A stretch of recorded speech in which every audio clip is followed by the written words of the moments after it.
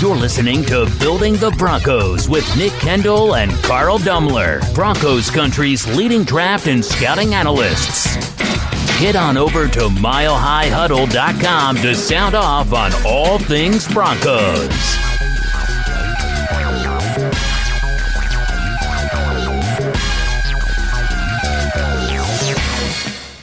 Welcome in, everybody, to Building the Broncos. You're thinking to yourself, what in the Sam Hill is Chad Jensen doing, co-hosting Building the Broncos? But the great Carl Dummler could not be with us tonight.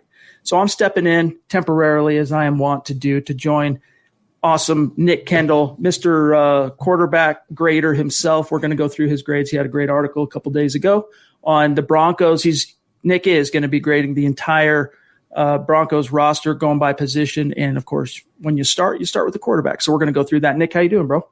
Hey, doing pretty well. Honestly, as typical for Carl and I talk about the weather, it's been pretty volatile here in Iowa. We have had many tornadoes over the past 72 hours and apparently a couple more likely in the next 48 hours. So trying to get to the weekend, trying to survive tornado apocalypse with everything else going on in the world. But other than that, doing pretty darn well. Can't complain too much. Did you have a chance to watch the golf tournament the other day with Peyton versus Tom at all? I caught some of it, but I will be honest with you, I am not a watcher of golf. So I caught like some of the good clips on YouTube and some of the banter and whatnot. I saw Tom Brady splitting his pants. I mean, who doesn't want to see that? That's hilarious.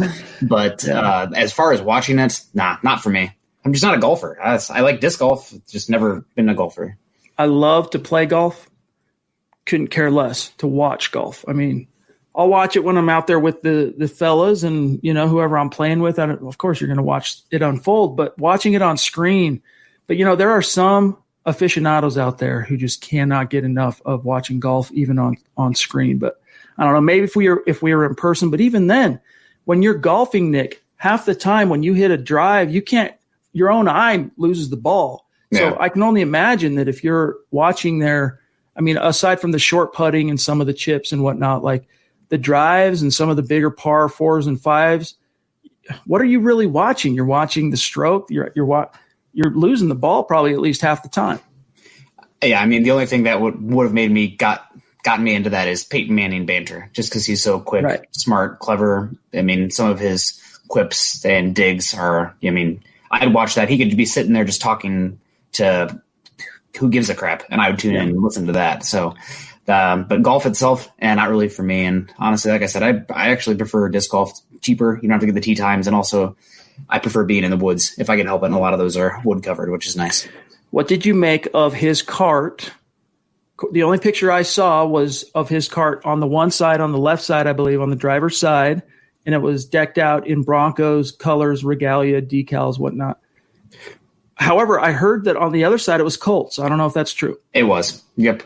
One side Broncos, one side's Colts. I mean, he's a legend for both of them. He's not like a John Elway level legend for his whole career in Denver, but I can't imagine somebody coming to Denver for 4 years and having an impact like Peyton Manning had during his tenure ever again. So, I mean, he's decided to make his home Denver. I wouldn't be surprised at some point if he makes a bid to be either what John Elway's doing right now or potentially even some sort of ownership situation with the Broncos in the future. So, I mean, he obviously still has a hand in football, some interest there. He's a smart, competitive guy. I would love to have him be the face of the franchise after John Elway kind of rides off into his second sunset. But, we'll see. Well, Matt Russell would sure get the short end of that stick, wouldn't he? Oh, yeah. I mean, obviously things can turn around here, and Broncos, if they look like they're trending in the right direction. So if they're doing well, I'm sure that you can find a position for Matt Russell still. But if Peyton's coming in, Peyton's going to want to have some power, some play, and probably have his own guys there. So there'll probably be another situation for Russell elsewhere if the Broncos are trending in the right direction. He means a lot, obviously, to Broncos country, and I think recency bias plays a little bit into why he remains in Denver. And also, the fact that Jim Irsay did cut him, that did happen. And, he's got a memory like an elephant. And I'm sure on some level of that future Hall of Fame psyche, Nick, that is not something that is lost to this day on Peyton Manning. However, anyone who's been to Lucas Oil Stadium, I mean, both you and I have covered the Combine in person. You'll drive by that stadium and what's right out front? Not a statue of Johnny Unitas, not a statue of some of those other greats from the Super Bowl teams in Baltimore, But Peyton Manning, of course, they call it the house that Peyton built. So a lot of ties, played 14 years in Indianapolis, obviously accomplished a lot of great things. So I think most Broncos fans understand that Peyton really has to balance both sides of that sword. It's kind of a weird pissing contest between the fan bases from time to time. Doesn't really bother me. He won a ring and brought the Colts to relevance for many years. And then he came to Denver and we had 4 phenomenal seasons. So I'm just thankful we got to witness that. Guys, we're going to get into the main topics of tonight's show. I just want to really quickly welcome in those of you who've been hanging out in the room. We appreciate you guys. Duke, Andrew here checking in to let us know that he just got his blue Building the Broncos shirt in. Loves it, probably too soon, but speculatively, he's wondering how training camp is going to look this year and with fans. We'll get to that, Nick, here in just a second. My message to you, Andrew, is make sure, rock that BTB shirt, put it on, take a selfie, and hit up myself, hit up Nick, hit up at BTB Football Pod, at Huddle Up Pod, at Mile High Huddle on Twitter. Send us that selfie so that we can shout you out and give you some love on social media. We'll get your question, Andrew, here in just a second. First, just a couple of really quick matters of business. You guys, make sure you're following the Building the Broncos account on Twitter, the show, at BTB Football Pod. Easy to do. And that's how you stay on top of all of the podcast content that Nick and Carl are cranking out on a week-to-week basis. Easy to do. And then while you're at it, make sure you're also following the main account at MHH, at Mile High Huddle. And if you're in a position, check out the merch store, huddleuppod.com. Get your swag on. Get yourself a Building the Broncos hat like you see there from Nick. Now, this particular hat I'm wearing, Mile High Huddle, is not available on the merch store right now, but there are other MHH hats, hoodies, T-shirts. Each podcast has its own little swag corner, so depending on what your favorite is, maybe you love all 3 or you might have a sentimental favorite, whatever, there's something for you, male, female, nothing quite yet for kids except for the fact that there is – there's a face mask that is a one-size-fits-all. There's a Huddle Up podcast, not to put that on the BTB pod here tonight, but there's a Huddle Up Football Priest mug. There's a little something for everybody. If you're in a position to do that, it's a great way to support what we're doing here at MHH. And if not, gang, just subscribe, especially if you're watching this live stream or even watching it after the fact on YouTube. Please subscribe. We've got about 35 to 40%, Nick, I don't know if you're aware of this, of our listening audience, our live viewing audience that consume these daily podcasts on YouTube. 35 to 40% of them are not subscribers, but they watch every single podcast. So help us get to 7,000. We are inching close. We have some big plans for crossing the 7,000 barrier. So subscribe, like the video, and if you love what we're doing for you here covering your Denver Broncos, the best thing to do, share it out. This is the Overtime Podcast Network. All right, Nick, let's get to – let me grab this here really quick. Oh, thank you, Terry, jumping in with a $2 super chat, hashtag Nick's Beer Fund. Proven as always, up there in Canada, Broncos country is not a geographic location. It is a state of being. It's wherever you are. All right, so I guess Andrew's question about training camp, we'll get to that and then jump right into the quarterback's piece. Your thoughts as an epidemiologist, a guy that's got kind of 1 foot in sports, 1 foot in that field, your best spin, your best estimation of what's going to happen. Well, I mean, it's trying to predict the future, which, as anybody knows at this point, is pretty darn hard to do. Obviously, we try to do that from here, talking about the upcoming season, to modeling. There's always factors that you're never going to know. Things can turn on their head with new information. So as standing at this point, it's really hard to imagine that they would have a training camp with fans. And, I mean, the stuff that personally I would want to implement to have a full running training camp as far as tests available, isolation if there are positive tests. So that's all that can throw a wrench or some gear in there, or some muck in the gear, so to speak. So that could be a big issue. So as far as fans go, I'm guessing this is probably not going to be the season for that. Yeah. But things can change. I mean, things can change rapidly. Everyone knows that I kind of try to take an optimistic view on this, but the one thing I'll say absolutely is I don't think there are going to be fans at training camp. Now, in the stands at the games, that remains to be seen. I'm still up in the air on that. We need more info. We need more time to pass. But I think the team at this stage, I mean, they don't really benefit monetarily from fans coming to training camp because everyone gets in free. And I know there are vendors and things around there that make a little bit of money, but it's not like it's something the Broncos as a franchise hang their hat on in terms of revenue. So better safe than sorry in this case. Yeah. And live to fight another day, because right now at this stage, the Broncos are holding true to the start date for training camp, Nick, which is circled as July 28th or 29th. That's still 6 weeks away from the regular season opener. So it would be smart for them, even if it's nothing but good news between now and the end of July, to just keep fans out for training camp so that they can hopefully bring them in when the season comes in some form, even if it's 50% capacity or 30% capacity or whatever they decide is the safest and most socially responsible, but still putting some butts in the seats. We'll see.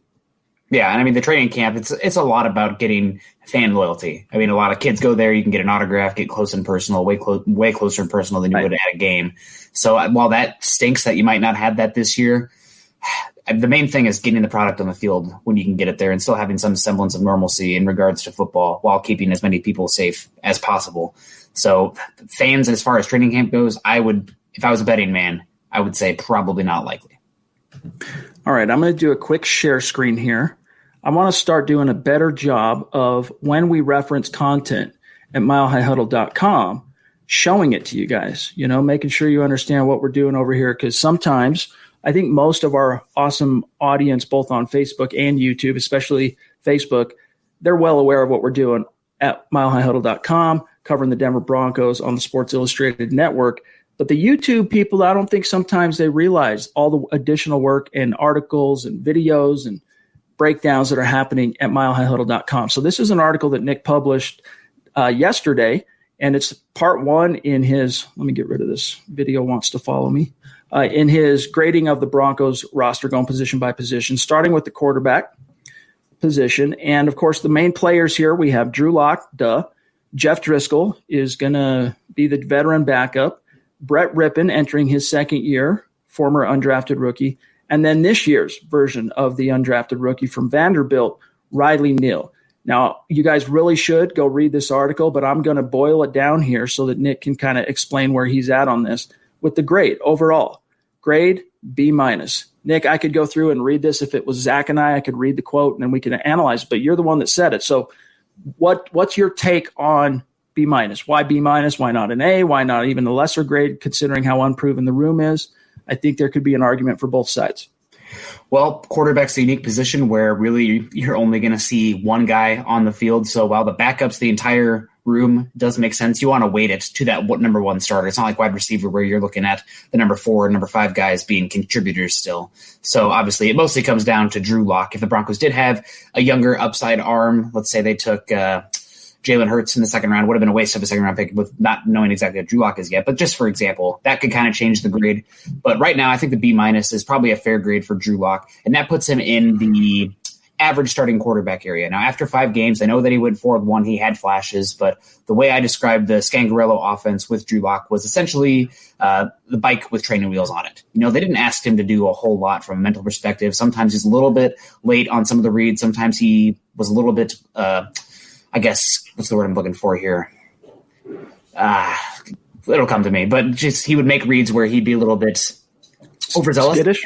Not skittish, but, like a gunslinger. I can fit that in there. Your mechanics aren't great. You lose a little accuracy. You're a little bit late. Guess what? That's going the other way sometimes in the NFL. Yeah. So you saw that a little bit in the Houston game. He had a pick like that. He had a pick like that against the Chargers with Denzel Perryman. So sometimes just a little bit overzealous.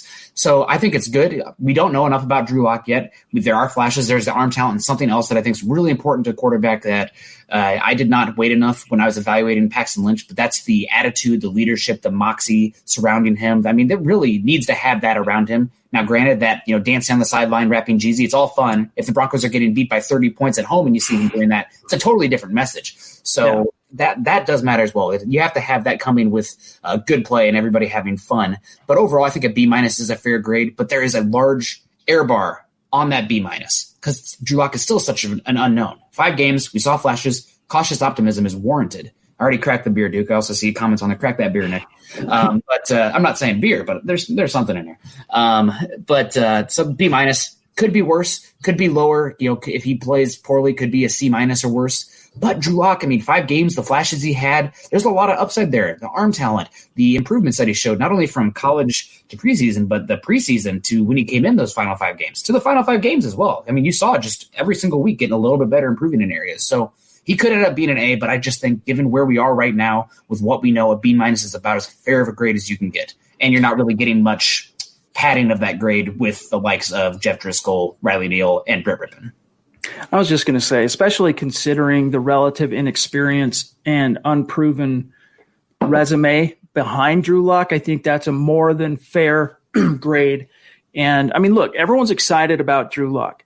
And it's not that anyone's telling you pump the brakes on being excited about Drew Lock. It's just that he still has a long road left to hoe in terms of really establishing himself as a bona fide NFL quarterback. Now, even though it was only 5 games last year, Nick, it's not like we learned absolutely nothing about Drew Lock. There's a reason why John Elway and the Denver Broncos built that nest, baby. They sold out almost completely to build around Lock. And then even after the draft, Elway talked about in his post-draft presser how nice it was for a change to have a quarterback to build around, right? And so these are the reasons why it is exciting and why Broncos country, I think, has so much to look forward to in 2020 and beyond. He's going to bump his head. He's going to go through trial and error. Honestly, even in those 5 games he started last year, Nick, I thought, honestly, after those first 3, he was going to go – I didn't think he was going to go a game without throwing a pick. There was just It felt like there was always going to be that one obligatory throw that he wanted back that got taken the other way. And that's just part of a young quarterback testing boundaries,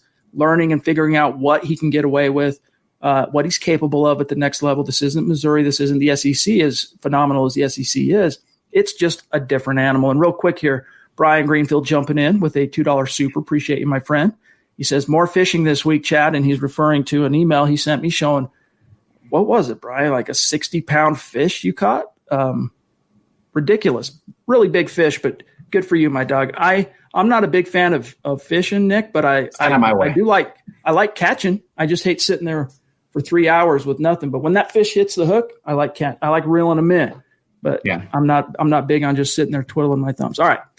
So one other topic we want to get to is you often hear I wouldn't quite call it a football cliche, but there is a debate within, the football loving analytics community.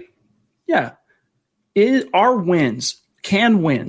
wins be attributed to quarterbacks in a meaningful way? So not necessarily is it a QB stat, but Nick and I have kind of opposing views on this. So Nick, I'll let you defend your position. Nick's position is it's not. You shouldn't attribute wins in I don't want to put words in your mouth, and if I do, correct me.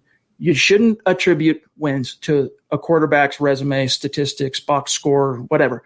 What's your thought process on that? Well, for the wins, I do think matter to an extent. Obviously, quarterback is the most important position on the field, and if you have a good quarterback, guess what? You're more likely to win the football game. That being said, you see some people attribute the likes, Drew Lock 4-1 down the stretch. That's fine and dandy, but there are a lot of variables that go into that 4-1 where if you're just attributing that to Lock, I think that you are leaving out a big chunk of the picture. Look, yes, they went 4-1. They had that awesome win at Houston. They went in and got spanked at Kansas City, and they finished the year against Detroit and Oakland. Well, according to Football Outsiders, the Oakland Raiders had the second worst defense in the entire NFL last year, and the Detroit Lions had the 5th worst defense. So those are games at Denver, at home. And Broncos, again, they put training wheels on that offense. Granted, part of that was because the offensive line was banged up to high hell, and the weapons outside of Sutton and Fant, even though Fant was banged up too, but the weapons were diminished at that point as well. So putting the training wheels on the offense to protect Lock as much as anything. But, the 4-1, you can go down the line. There have been plenty of quarterbacks, especially with small sample sizes. Small sample size is key here, where, Brock Osweiler went 5-2 with that great Broncos defense down the stretch. Trevor Siemian, I think, started off 5-1, 8-4. They started off really hot. And, Tim Tebow as well. So, while wins, you do want to – they will be attached to the quarterback, right or wrong. It's just the weight of people leaning on that as an end-all, be-all factor of if a quarterback is good or not. Now, obviously, if it's over decades and you have a quarterback that's winning at a high rate, odds are that's going to come with a good win win-loss record. I mean, Peyton Manning had a good win-loss record because guess what? Peyton Manning was freaking good. But when it's such a small sample size and the variables, I mean, talking about it's as much dependent on the opponents across the way when it's such a small sample size. I just want to pump the brakes a little bit on that. Yeah. This is the Overtime Podcast Network. And I don't disagree with you that it shouldn't be considered any kind of end all be all for quarterbacks because football is the ultimate team sport. And that's something I don't want to get lost in this conversation. That's not something that's lost on me. I just think that when it comes to, look at as an example, look at what happened when Peyton retired. It was still I guess you had the championship level defense. 2016 was still, I think they finished top 5 in both the run and the pass as a defense. So a lot of those pieces were still there. Simeon came in, and to your argument, he won some games, outkicked his coverage. He did a lot better, I think, than a lot of people expected him to because the team was in such a good position. But the flip side to that coin is if you look at, take the New Orleans Saints, for example. What do you think is going to happen when Drew Brees hangs it up? On the surface, it looks like a very, it is a very balanced and talented, explosive, dynamic roster. But could any quarterback just step in and keep those W's coming? Yeah, probably not. And again, it comes back to the large sample size with Drew Brees, and something we talked about earlier, as well as the intangibles of that quarterback position. Let's say Drew Brees gets hurt. You have Jameis Winston going there. You have a guy who's probably, a little better athlete, better arm talent. Maybe something catches there. But you're not going to replace the leadership, all the intangibles that you get with Drew Brees. So, I do think it's an important factor, but it's kind of like, a pitcher's win-loss record. A pitcher could go out there and pitch 8 innings and give up 1 run and lose the game because his offense couldn't get anything together. So it is a factor, but it's one that I would not, if you're out there like saying, well, Drew Lock's going to be great because he finished 4-1, I would just say that there's probably much more to that than you should hang your hat on the record. It's a piece to the puzzle. That's probably the one thing we both can agree on no matter what is that, it's a piece to the puzzle. And, Locke didn't do it all himself. The Broncos did play better. He had a kind of elevating, galvanizing effect.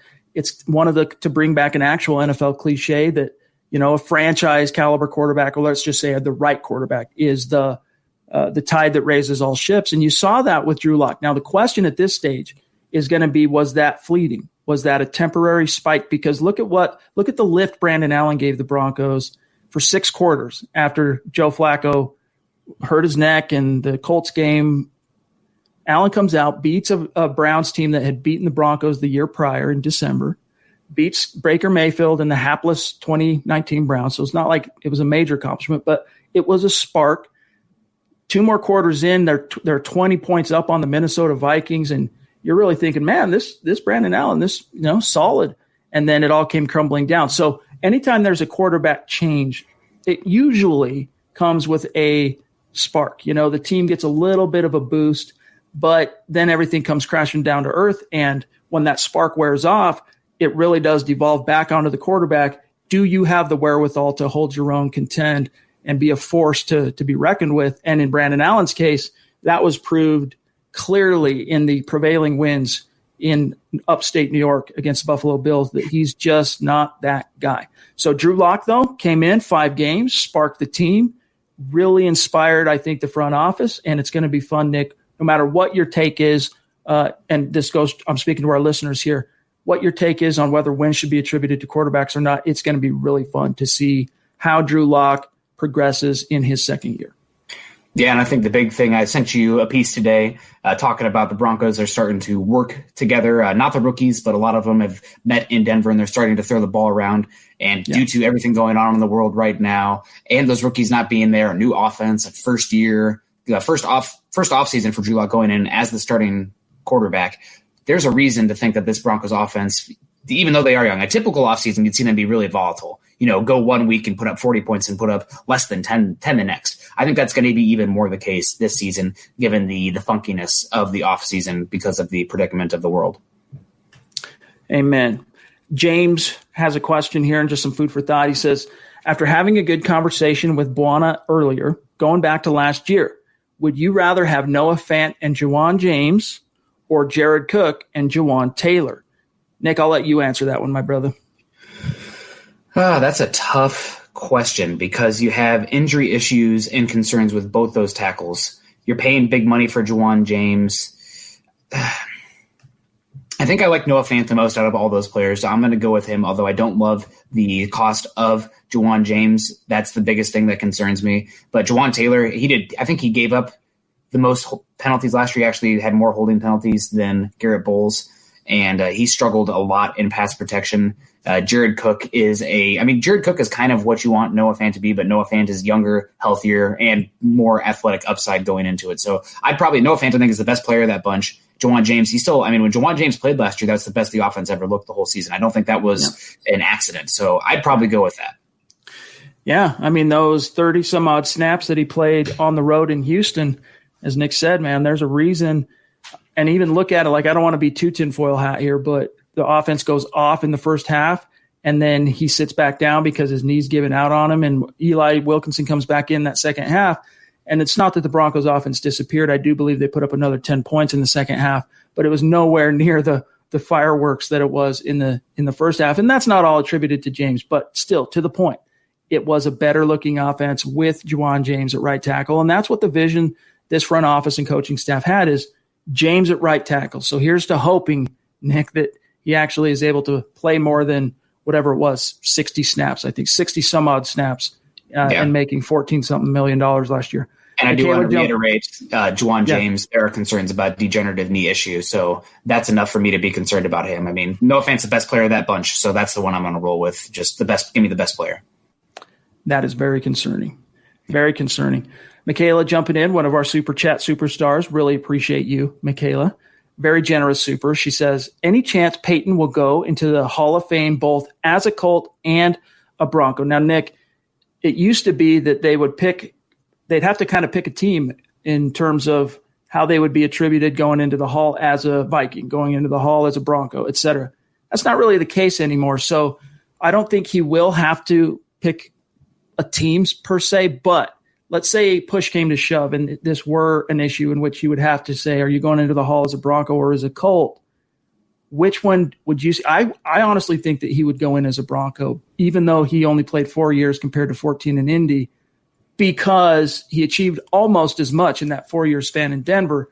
And the Broncos, even though there was some passive-aggressive things in that final year from what happened between him and Kubiak to, before the season started, Elway asking him to take a little bit of a haircut, take off $4 million, earn it back in incentives. He earned back every nickel that he allowed to be taken off of his salary. But anyway, I think I would be willing to put a little money on it that he would end up going in as a Bronco, but it's not going to shake out that way. Yeah, he doesn't have to pick one, and honestly, he shouldn't alienate the fans on either side. If you had Peyton, in a press conference with the media, he'd give a really good, polished answer because that's who Peyton Manning is. It would seem genuine and authentic, but he'd been thinking about it and it had been rehearsed, so he'd know what to say. But I think, if you had a few drinks with him out on the golf course, he'd tell you that he's a Bronco. I think that there is some bad blood there between him and Irsay, and the fact that he's really been lurking around Denver still, that's his home, Colorado. I think that's what he would pick in the end. But he's both a Colt and a Bronco. And you talked about he built the house that Peyton built. Peyton was also extremely generous and huge for the Children's Hospital there in Indianapolis. Yep. So he's got a legacy in both ends. He been great anywhere he's gone, and that's just hats off to him because he's done such incredible things both on and off the football field wherever he's gone. This is the Overtime Podcast Network. Robert wants to know if we make money off of MHH, DVDD, other pods besides Super Chats. Yeah. For a long time, we didn't make hardly any money podcasting for a long, long time. It was a labor of love. It was just something we wanted to do. It's been something that's been Nick's primary focus ever since he and I crossed paths and we joined forces on MHH. But we are associated. The podcast, when you hear the Huddle Up podcast come on in the intro, presented by Mile High Huddle, powered by Overtime Media. We work with Overtime Media as a network, and that network sells ads on our podcast. So that allows us, fortunately, to monetize our podcasts. And, it's not all the money in the world, but we don't like to spend too much time talking about how our brand is monetized. And frankly, I don't think it's something that a lot of fans really care all that much about, Robert, but I hope that gives you at least a little something. Poppy jumping in. And by the way, Poppy's in Iowa like you are, Nick. She says, yes, a very generous super. Thank you, Poppy. And your T-shirt, as you know, is on the way. It has shipped. She says, thank you, Chad and Nick, for starting the pod talking about Peyton Manning. He's the reason I became a football fan. Love Broncos country. Thank you guys for the great pod. Go Broncos. Nick, that's one thing. Thank you, Poppy. That's one thing that was really cool. As you know, I've been following the Broncos since I was a child, right? Since the mid 80s. And the Tim Tebow mania wave was really fun to ride. You can remember that as well as I can in 2011. But when Peyton came, man, everything changed. And by the end of 2013, all those, 55 touchdowns, 606 points, and getting all the way to Super Bowl 48, he had basically taken the Broncos from, one of the winningest and when it comes to being a class of the league, sure, the Broncos have always been up there. Pat Bowlen, John Elway, it's well established. But Peyton took the Broncos bona fide, even though it's short term. I don't think this holds true today, but especially after 3 consecutive losing seasons. America's team. For a very short time, based on polling, the Broncos leapfrogged the Dallas Cowboys as America's team, and that can be attributed to Peyton Manning. Yeah, I mean, again, there's not a more personable, funny guy. I mean, I know that maybe some people, there are some politics that could alienate some folks if he spoke down that. Granted, that's the world we live in today. But Peyton, I mean, he was football at that time. And I know that, we're going through all these 30 for 30s right now. He's got the Michael Jordan one, Lance Armstrong. I can't wait, 20, 30 years from now. Obviously, there'll be one on the Patriots dynasty, but I need a Larry Bird versus Magic Johnson style back and forth of Peyton Manning versus Tom Brady, because they were football in their era. They were football. How many? So, of course, 2 AFC championship games fought as Broncos and Patriots between Manning and Brady. Was it 2 additional? Was it 4 total? Because I think, didn't they have 2 Colts Patriots AFC title games?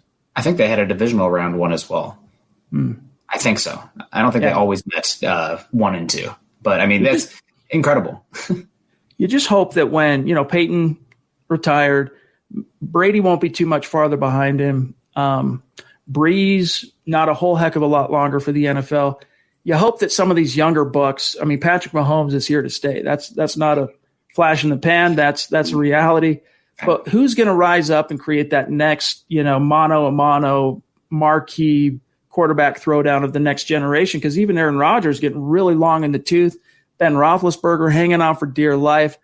Is it going to be Patrick Mahomes, Drew Lock? Only time will tell. It's way too early to weigh in on that. And by the way, Brian here is saying it was a 65 to 70-pound black drum. I don't even know what that is, but that's the kind of fish that he hauled in. He showed me a picture, and it was phenomenal. Holden, hey, Nick, isn't there some stud tackles in the 2021 draft? If Bowles, James, or both struggled this year, do we take one in round 1? Well, it's definitely a possibility, but it depends on where the Broncos are picking and how the board falls. I mean, you have a number of needs and directions you could go, and offensive tackle right now seems like it would be the number 1 need for this team. But, I mean, if you have a cornerback there that's rated higher than any tackle left on the board, you probably go to the cornerback. The Broncos try to trade up for Patrick Queen in this last draft. They're looking for a 3-down linebacker with coverage ability. Von Miller's getting old in the tooth. Bradley Chubb has 2 ACL injuries, maybe an edge rusher. So there's a number of directions they could go. It depends on how the board falls, how they've graded the individual players. But I would say right now, in an ideal world, the best player on the board when the Broncos pick, if it could be any position, it would be an offensive tackle to really just, rubber stamp and send off this offensive unit as a whole into the future to hopefully compete with the Chiefs. Amen to that. We've got to grab this super from Nad Ludlow. Cheers. The hashtag of the Building the Broncos podcast, Nick's Beer Fund. Really appreciate the support there, Nad. Appreciate you, my friend. All right, let's see here. Also, James jumping in with my hydration, which is great. Congrats on the new pod, hashtag Nick's Beer Fund. Yeah, so I broke the ice on that. I let the cat out of the bag on last night's Huddle Up podcast, Nick, on Monday night show. We haven't officially named the podcast yet. That's probably already been decided, but we'll just hold off until it debuts. But nevertheless, talk about what you got cooking with Luke Patterson for Saturday nights. Everyone set your clock from here on out. You set your calendars. Saturday night, 6 p.m. Mountain, 8 p.m. Eastern. It's going to be their new show. Yep. Luke obviously came on when we were doing the NFL draft. He's been around the block a little bit, done some podcasts. We did not agree on every single topic, which is good, but he was able to be polite about it, and we had good conversations around our differing opinions, and that's what makes good talk shows. So, and it wasn't like he was firing off hot takes or anything like that. He had educated opinions. We just disagreed. So I'm really excited to talk with him about that, and hopefully we don't get too much in the echo chamber that we start to rub off on each other in that regard. But I'm excited for it, and another person to talk football with. It's my favorite medium. I mean, I obviously enjoy writing for you guys. I enjoy all the Twitter stuff, but getting to come on here and talk football is by far my favorite thing.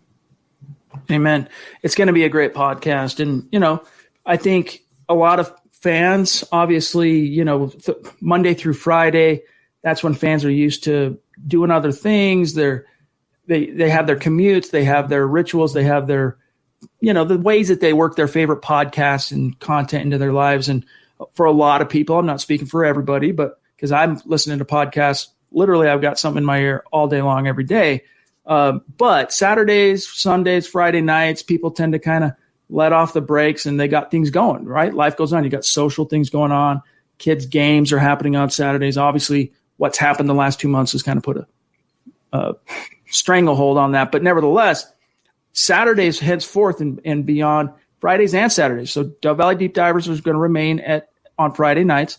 And now this new show with Luke and Nick on Saturday. And I'm telling you guys, that's appointment watching, appointment listening. It's going to be a great show. And I'm personally really looking forward to it. Robert here says, I saw a video that showed Drew Lock's step back method was effective. His biggest was telegraphing where he was throwing his ball. It was a good video. Nick, I think it might have been the one you shared in the community section at milehighhuddle.com. Yeah, no, it was. It kind of did a juxtaposition between Drew Lock's footwork in shotgun and the three-step drop versus Joe Flacco's. And Joe Flacco, his footwork gaining more depth, but also taking more time to develop, and that creating an easier angle for edge rushers against the tackles compared to Drew Lock. So that's something to watch. I'm curious. I mean, it'd be interesting to talk with Scangarello, Drew Lock, TJ McCartney, just to see if that was something that was discussed, maybe cultivated there, or noticed before between Joe Flacco and Drew Lock, specifically the three-step drop, and how it impacted the offensive line. I mean, obviously, it was easy to see, even though the offensive line was mangled and just named down the stretch, how much better they were with Drew Lock back there, getting the ball out quickly and being able to throw the ball off platform with some accuracy still. I mean, it's not as bad as it was in college, but he still does have a tendency to throw off platform when there's nobody around and lose accuracy, kind of the ball sails on him. No reason to do that when the pocket's clean, keep good mechanics, right, keep a good lower base, but he can do that. And all that other stuff that was talked about in that video was a really good one. Go check out Mile High Huddle's community page. I did post that there yesterday. Yeah,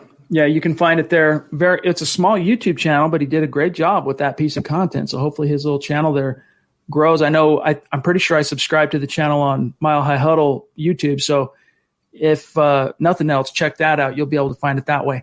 Now, Robert Kitchens has a question. Do you guys think that our new offensive coordinator, Pat Shurmur, will set Drew Lock back a year having to learn a new system? Nick, what are your thoughts on that topic?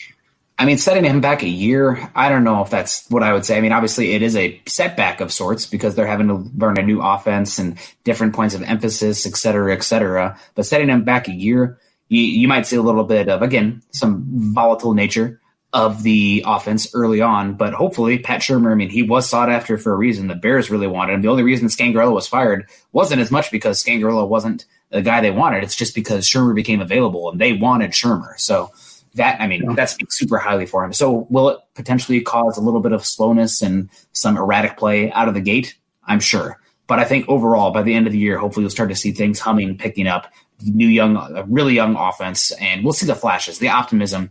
And it's going to be more about, I think, what this offense is going to do 2021, 2022 than what 2020 is. 2020 is kind of the build-up, hopefully get a playoffs, get a little bit of experience in that regard. You're probably going to get bounced. But, I mean, if you can get that, if you see those flashes, that's what we want this season. Those are my expectations, my hopefulness, at least.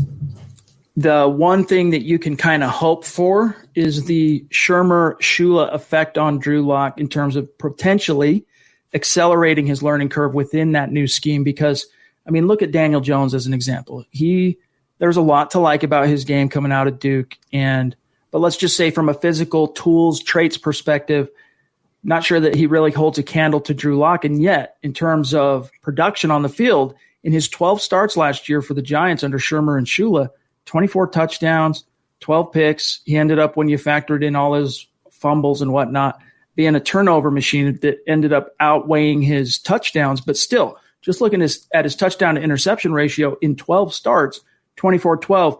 And what that shows me is that Pat Shurmur and Shula have a unique ability not to dumb down an offense for a quarterback, but it's first of all, a quarterback-friendly offense. And they have a way to reach and communicate it with the young guys on a level that is graspable. That's not a word, but they can reach out, touch it, grab it, and absorb it, assimilate it, and turn around and actually convert it to play on the field. So that's the one thing. I mean, and that's also something that Shurmur has going for him at a lot of different stops in his NFL resume. So we'll see how much that'll hold true. Drew Lock, at least he did have 5 games to be exposed to kind of NFL speed, NFL.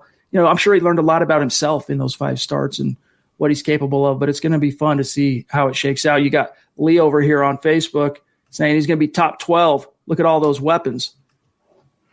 Maybe not in 2020, if you ask me. I mean, I think this year, because of everything going on again for the millionth time, but I think this year you're going to see it be an offense that's much more predicated on the run game. I mean, you did pay Melvin Gordon, you have Phillip Lindsay, you have a good interior offensive line on paper, and you have a good defense. So that all plays it out to kind of a more old school team. But I think you're going to see the team start trending in the direction of the more high-flying passing offenses the further we get down the line.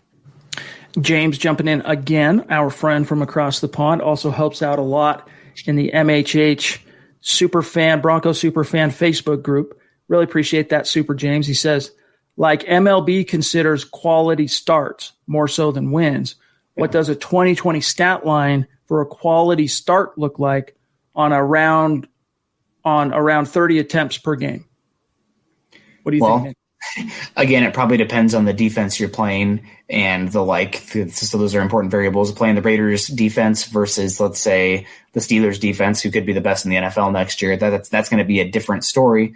But you're looking for around 65% completion percentage, but hopefully a 2-to-1 touchdown to interception ratio, and also the money downs. You want to see good jobs on third downs. You want to see him moving the ball. You want to see him converting in the red zone. So it would be interesting to kind of have a quality start formula for the quarterback. But again, so much is dependent on the defense they're going against that it wouldn't be apples to apples for a quarterback week to week.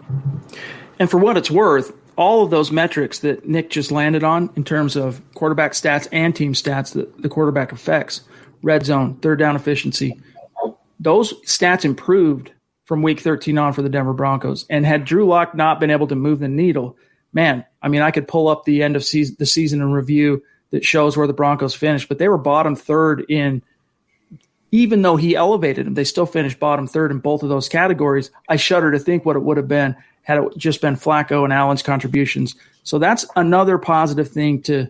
I think if that would have happened, Justin Herbert's a Bronco. I think Elway would have moved up and gotten Justin Herbert. I really do. So, I mean, Drew Lock, I think we're not at the point anymore where does Drew Lock belong in the NFL? That's not a question anymore. Even if, let's say, the Broncos move on from him next year because he does only okay and they go get Aaron Rodgers. There's a timeline where that happens, crazy stuff. Right. But I think it's more likely right now the question is, it's between does Drew Lock belong in the NFL? The answer is yes. Is Drew Lock a franchise quarterback? That remains to be seen. That's the big question. If we can walk out of 2020 answering that, that's a win. Even if it's no, I think that's a win because it gives the Bronco an idea with the direction they need to go. But that's the biggest thing. That's honestly the biggest thing for this entire season. Absolutely. I think he showed franchise quarterback traits, but he still has to put it all together. Yep. And the biggest thing, we knew what he brought to the table as a talent in terms of his tool chest. It was really cool seeing how his intangibles affected the equation last year. That's what was so illuminating to me, and just seeing the jump he made from the deer in the headlights in game 3 preseason where he hurt his thumb, not to completely sell him short, but very much the rookie, deer in the headlights look to the player that he was even when he stepped out on the field in week 13 after an 11-week exile on injured reserve. Just the way he conducted himself, outdueling Phillip Rivers in that game and emerging out on top, told us a lot about Drew Lock. And so it's going to be fun to see how it shakes out. Kenneth here is bringing up, he says, I remember a few days ago, You touched on the Broncos having a Twitter feud. What was that all about? It was just simply a little spat centered on the word that shall go unnamed between the Harrises that remain on this club. Devontae Harris, the corner, and Shelby Harris, the defensive lineman. Teammates in Denver, and both went to Illinois State as well. Was it a beef? Maybe not a beef. That might be overselling it, hyperbole a little bit. Was it a throwdown? No. Was it a dust-up? Yeah. And if it wasn't, honestly, the depths of the offseason with nothing happening and no sports for 2 months, it's probably not even something that gets covered by milehighhuddle.com, but it's not really anything to worry about, my friend. All right, let's see what else we got here. Chris Hernandez, speaking of Super Chat Superstars, it's good to see you, my friend, jumping in with a very generous super. I like that 50 glass. Amen to that. It's good to see you, Chris. And it's been a while since we saw you. I want to say, I don't know, week and a half, but it's good to have you in the stream. Thanks for the support. You know we appreciate you, my brother. And hopefully you saw, you're aware of that when we shouted you out on MHH Instagram, rocking that mask like a boss. All right, let's see what else we got here from KP, Big Kev down in Florida. Appreciate the super, my friend. He says, what's up, family? Another day closer to kickoff. Hashtag Florida Strong. Hashtag Tailgate Tent. Amen to that, KP. It's good to see you. Only 111 days. There you go. Who's counting indeed? Here's an interesting question or topic from Clay on Facebook. Far be it from us to neglect our Facebook audience, or we probably need to get one on Periscope, and we'll see if there's anyone watching on Twitch. But Clay here on Facebook wants to know, I don't see Elway getting extended in 2022. So his contract does run through 2021. Do we get Peyton for GM at that point? Nick, before I serve this over to you, this is a topic that Zach and I delved into, I don't know, a couple pods back. And one of the things that we've been saying is that it feels like Elway is working toward passing the baton to Matt Russell as the succession plan for Elway being groomed. I mean, Elway's learned a lot about scouting and front office from Russell, but at the same time, he's being groomed on how to be the leader of a franchise and all that stuff too, where he's learning from Elway.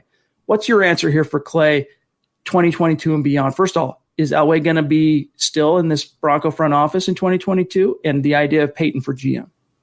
I mean, that's a great question. It depends a lot on how the Broncos are doing. If, let's say, they make the playoffs and are looking good down the stretch, I think Peyton or John Elway could probably wash his hands, maybe take a little bit less of a frontline role. And obviously, you make a good point, Matt Russell. I mean, was he really given the PR chances that he had this past offseason? I mean, I feel like they've really started to put Matt Russell in the foreground in regards to the Broncos and their talk with the general public. So it's possible. I think with Peyton Manning, I think it's less likely to see him as a GM, but more of some ownership sort of role. And that's the big cloud hanging over everything. I mean, until the Broncos ownership situation is settled, it's really hard to speculate which direction they're going to go, because you could have an owner come in and they want to be, Jerry Jones. That changes everything. You could have an owner coming in and they just want to have the business side of things, the operations, making the money off of it.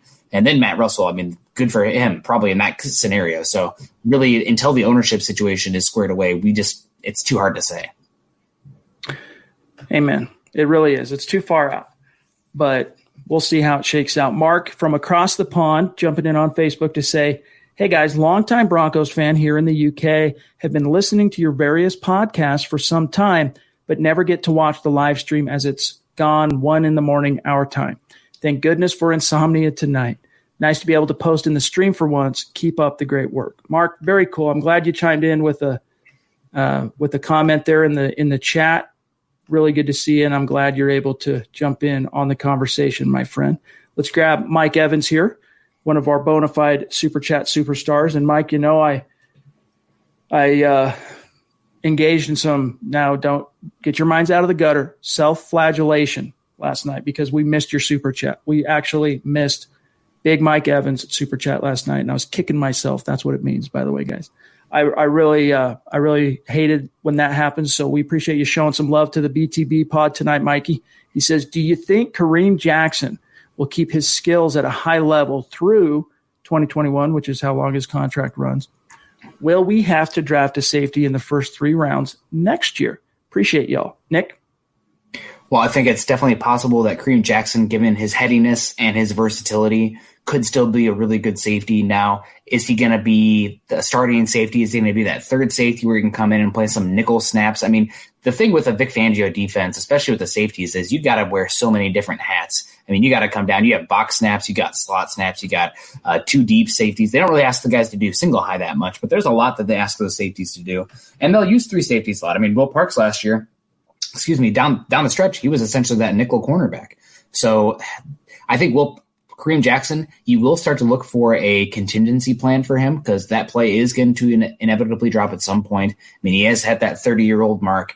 But I think the versatility he offers, I mean, you have a guy who's going from cornerback to safety. He can last a while at safety, especially because the intelligence he shows there. So you're looking for another safety next year, rounds 1 through 3. It's possible. Again, it depends on how the board falls. It depends on the evaluation of the player that's staring at the Broncos in the face. But safety is a position that you could look for. And, there's a little bit of nuance to that answer as well, where that safety could potentially be a cornerback. I mean, you could get somebody like Ohio State's Shaun Wade, who played slot last year for Ohio State. Now he's going to go play boundary this year for Ohio State. But in the NFL, maybe he's best as a slot/safety type of player. So with the Vic Fangio defense, specifically with how much he asks those safeties to do, the different positions they have to play on that back seven of the defense, it's definitely something I would look at. And honestly, that third safety right now, it's Trey Marshall. That's an issue for me on this defense. I think that's on this team.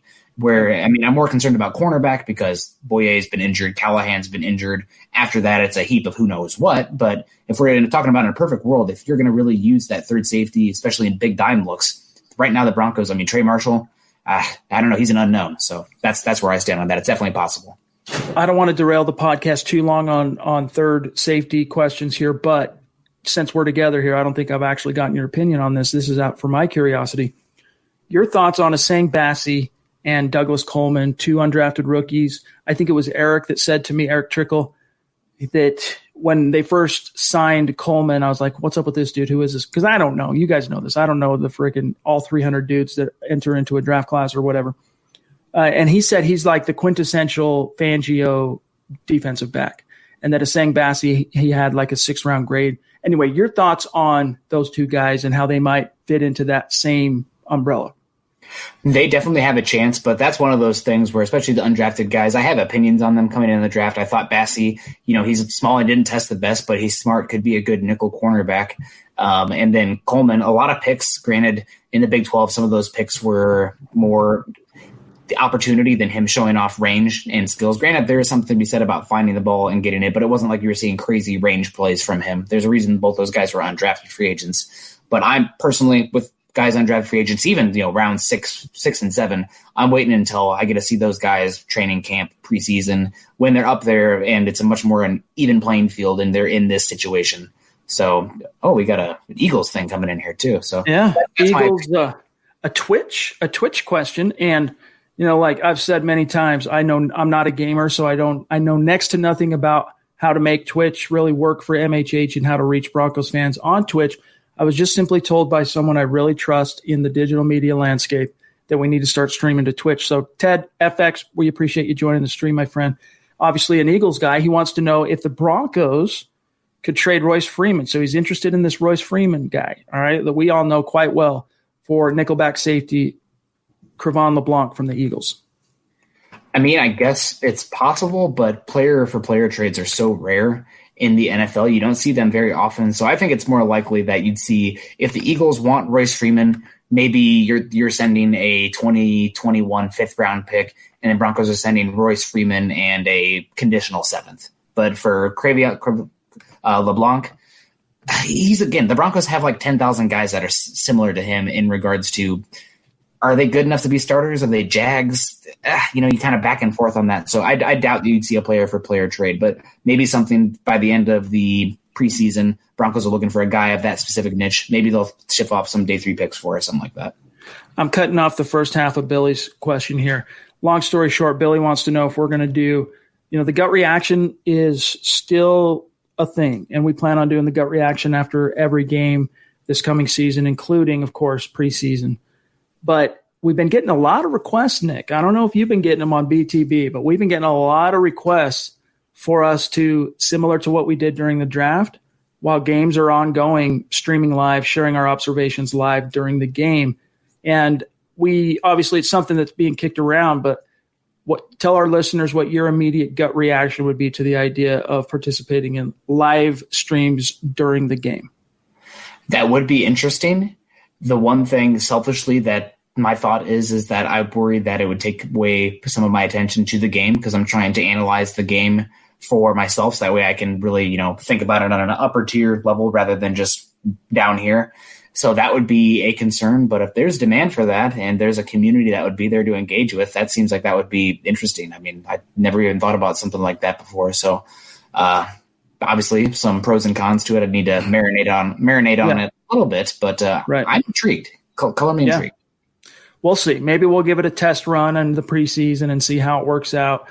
It's not just a matter of taking the time and live streaming, but we also are doing a lot of things during these games from a content perspective at milehighhuddle.com, including our long tradition of having an open thread conversation during the game on the site itself. And we could probably put the stream into that, right? We could copy paste the stream link, put it in there so people can, I don't know. There's a lot of different ways we could attack it. So maybe we'll do a test run on a preseason game and just see how it goes.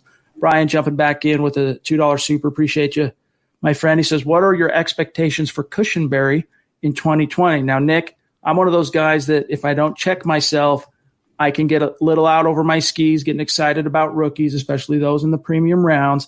And thank God for guys like Nick who pump the brakes on the, not to call Nick a half glass empty guy, but he's a guy that always injects a dose of realism to bring you back down to earth and keep your expectations in check. What's your answer for Greenfield here? I think Cushenberry should be the starter at center. I mean, drafting I think it was the 83rd overall pick, that one you got from the Steelers. So, interior offensive line that early, are expecting them to be a starter. And Cushenberry, actually at LSU, I thought that his pass protection sometimes needed some work. Now, granted, some of that was the Joe offense where they did not offensive line that much. I mean, they're out there sending weapons in space. I mean, that was the name of the game, and it worked because they won championship. Joe Brady goes from passing coordinator, offensive coordinator in the NFL. It worked. But Cushenberry, I don't think it's guaranteed that he will be the starter this season. I think a chance that Patrick Morris or Austin Schlottman play better than him. So it's really a wait-and-see thing. But right now, if they were Vegas in who's going to be the winner this season, Cushenberry should be the guy bet on. But it's not a guarantee just yet. I'm just curious, guys, if you guys were seeing this, Nick breaking up during that spell. I'm worried that it's my internet, because my internet has been being weird and I have them coming out, but it's been delayed because of what's going on. So if you guys got that breakup on your end, I'd be curious to know if it was Nick breaking up. Was it the whole stream breaking up? Give us a little feedback on that. We're running out of time, Nick. Here we are at 57 minutes. So let's grab Ginger Ninja 88. He wants to know, what is the ceiling in the stat ceiling for Cortland Sutton could possibly have this year? I could see 1,400 yards, double-digit touchdowns.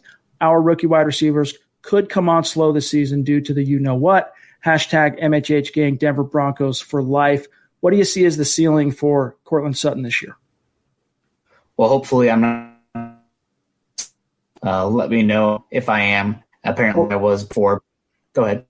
I'm just looking here, a message from Buana. He's saying on the phone and computer, it appears to be Nick. And then John sent, someone else is saying audio is bad on both. So maybe we need to wrap this particular pod up. We hate cutting out early, but why don't you just try it? Let's just see. Worst case scenario, I can edit this out for the podcast after the fact when we upload it to the RSS feed. I can even edit it out of the live stream after the fact too. But try and answer for Ginger Ninja here, because he's been patiently waiting to get this one in.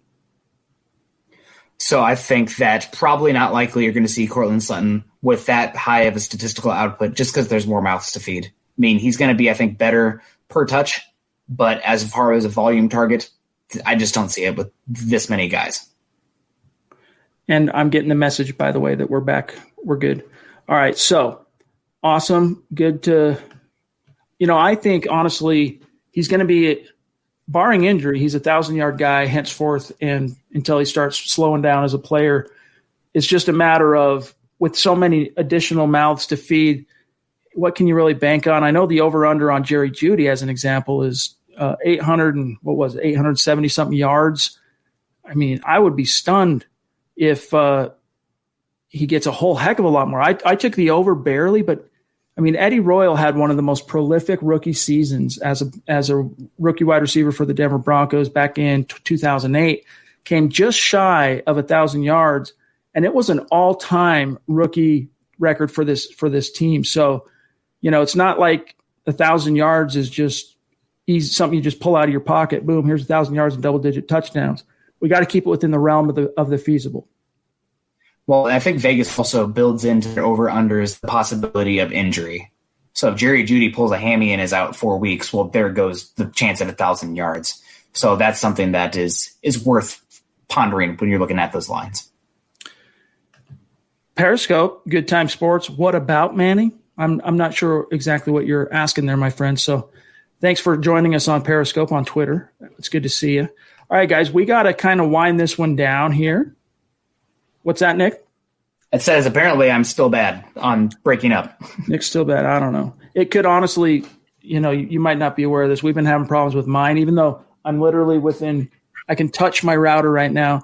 I've gone back and forth from plugging into the router directly. Like I tell everyone, if you can plug into it could be me. It could be me, even though it's showing Nick because the stream is originating from my side. So it could be me. And if that's the case, guys, just know that we're getting that worked on here very soon.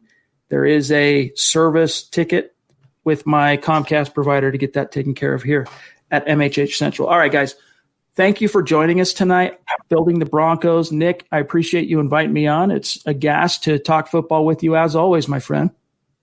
Yeah, thank you very much for coming on. I saw some people ask, is Carl okay? Carl is okay. He had other obligations tonight, so he'll be back next week. Yeah, it's nothing to worry about, gang. Carl is going to retake his rightful spot here opposite of Nick on Building the Broncos. How long have you guys been podcasting together now? Is this the fourth football season? I want to say 17, 18, 19, 20. I think this is going to be the fourth season of, it was Huddle Up Draft. Now then became, 9 months in, I want to say officially Building the Broncos, but fourth season, I think, right? Our first time potting together was the Garrett Bulls draft. Yeah. So 2017. Man, Yep. Time flies. Time flies when you're having a blast.